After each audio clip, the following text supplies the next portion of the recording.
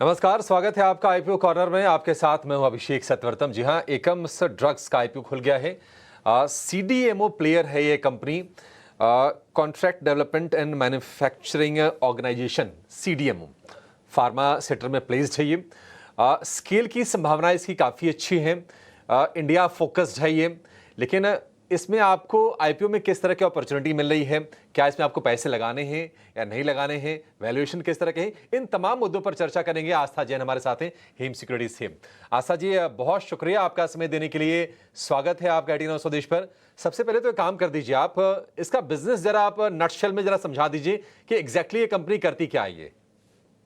जी बिल्कुल। Good afternoon. देखिए अभिषेक जी, मुझे ऐसा लगता है कि ये जो कंपनी है बेहद शानदार कंपनी है, क्योंकि ये 2004 में एस्टेब्लिश हो गई थी। सीडीएमओ कॉन्ट्रैक्ट डेवलपमेंट और मैन्युफैक्चरिंग ऑर्गेनाइजेशन के तौर पे एक कंपनी है और फार्मास्यूटिकल कंपनी है। तो बेसिकली ये काफ़ी फॉर्मुलेशंस वगैरह भी बनाते हैं। तो पहला काम तो ये सीडीएमओ का करते हैं।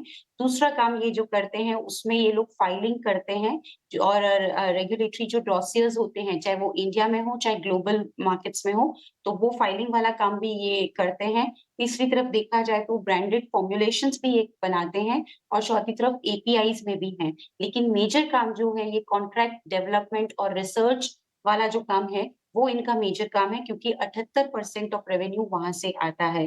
कंपनी बहुत पुरानी कंपनी है, 2004 की बात करें तो इस तरह से देखा जाए तो लगभग 2 दशक का कंपनी को यहाँ पे अनुभव है। 2004 में ही एस्टेब्लिश हो गई थी और कंपनी का एस्टेब्लिशमेंट काफ़ी स्ट्रॉन्ग है, क्योंकि जो इनकी मैन्युफैक्चरिंग यूनिट्स हैं काफ़ी सारी हैं। देखा जाए तो 12 मैन्युफैक्चरिंग यूनिट्स कंपनी की हैं और इनफैक्ट अभी एक 2025 में एक और मैन्युफैक्चरिंग यूनिट है इंजेक्टेबल्स को लेके, वो भी अभी ये एफवाई 25 में ये उसके एंड तक शायद ये भी ऑपरेशनलाइज़ हो जाएगी।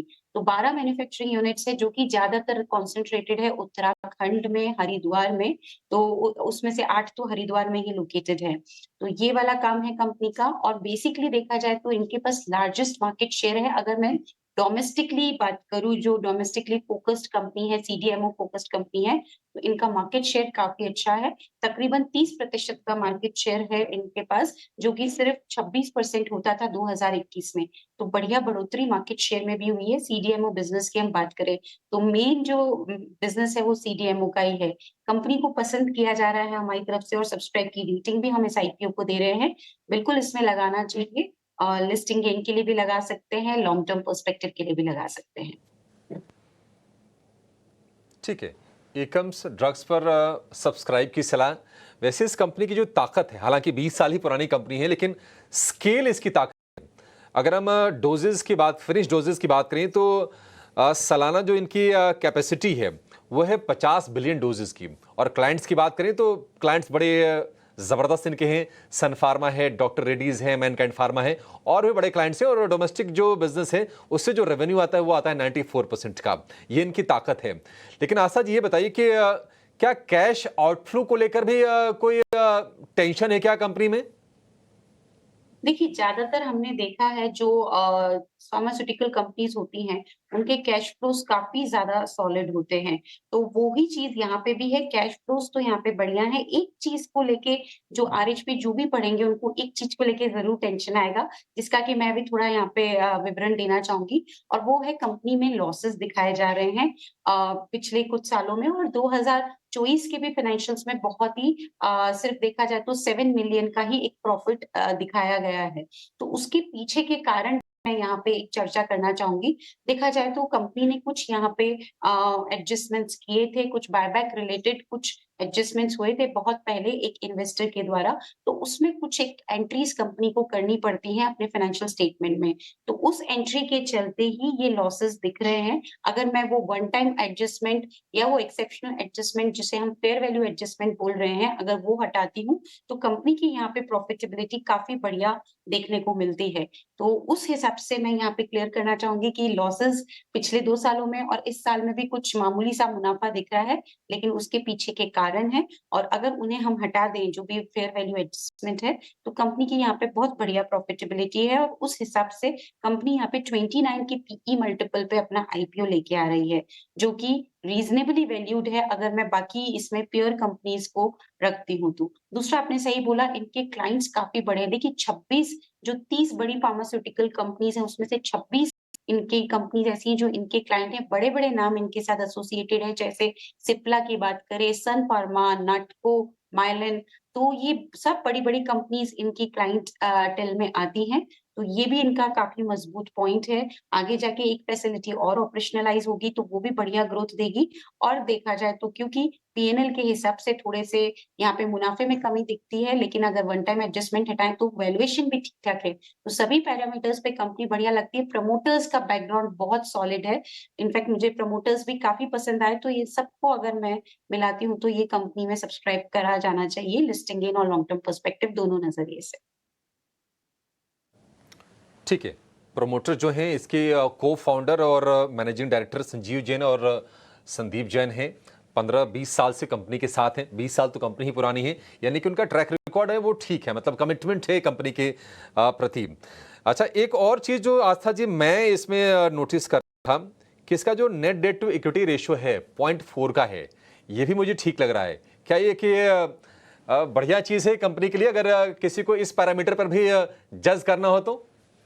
जी, बिल्कुल, net debt to equity ratio इनका बढ़िया है और जहाँ पे आप ऑपरेटिंग कैश फ्लोज़ की भी बात कर रहे थे, तो वो बिल्कुल पॉज़िटिव हैं। लास्ट 3 साल के जो भी रिकॉर्ड आरएचपी में दिए गए हैं, उनके नज़रिए पे हम देखें, तो पॉज़िटिव ऑपरेटिंग कैश फ्लोज़ हैं। Debt to equity comfortable position में कुछ एक एडजस्टमेंट के चलते जो मुनाफ़ा कम दिख रहा है, वो भी आगे वो एडजस्टमेंट रहेंगे नहीं। तो मुझे लगता है कि प्रॉफिटेबिलिटी भी बढ़िया अच्छी दिखती हुई नज़र आएगी। तो फाइनेंशियल्स भी मुझे यहाँ पे पसंद आए कंपनी के और इसी वजह से हम लोगों की राय तो बिल्कुल सब्सक्राइब करने की है, इस आईपीओ में लगाने की सलाह हमारी तरफ से दी जा रही है। ठीक है, आस्था जी अब आपसे ये भी पूछेंगे कि जो लोग पैसे लगाएँगे तो किस तरह की लिस्टिंग गेन होगी या कितना प्रॉफ़िट होगा? लेकिन एक चिंता ना लोग और इसके बारे में कर रहे हैं, वो ये है कि नहीं कंपनी को अगर अपने बिज़नेसेस को चलाने हैं, अगर एक्सपेंड करने हैं, तो बिना एक्सटर्नल फंडिंग के हो नहीं पाएगी क्योंकि इनका एक बड़ा इन्वेस्टर था रूबी क्यूसी उस पर कुछ इनकी डिपेंडेंस थी। आप ज़रा बताएँगे कि ये मामला क्या है?